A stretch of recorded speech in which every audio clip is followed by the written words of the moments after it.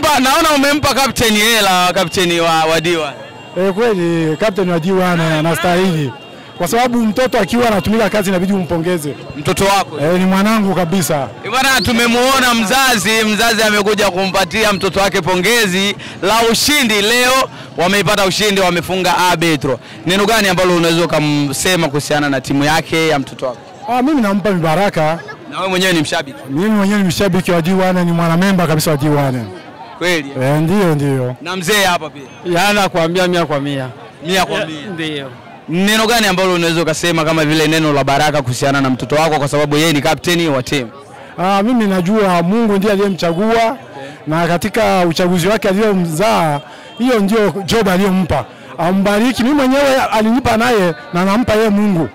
Na kama alinipa mibaraka mimi kama vile mzee wake, nimempa tena yeye Mungu na ambariki yeye.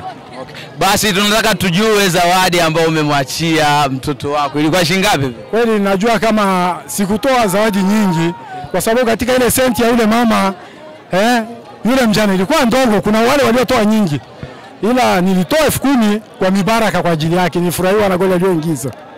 Bwana, kwa wachezaji wengine mzidi kujituma kwa sababu mwenzetu kapewa shilingi 10,000 Msimbazi huo.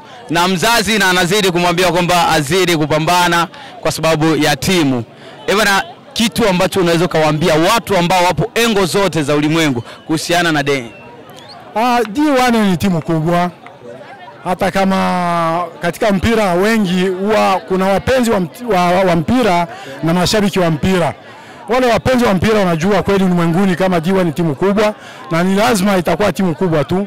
Naomba muwasapoti nyinyi wote D1, muisaidie kwa sababu tuna vijana ambao wana viwango lakini wanakosa support.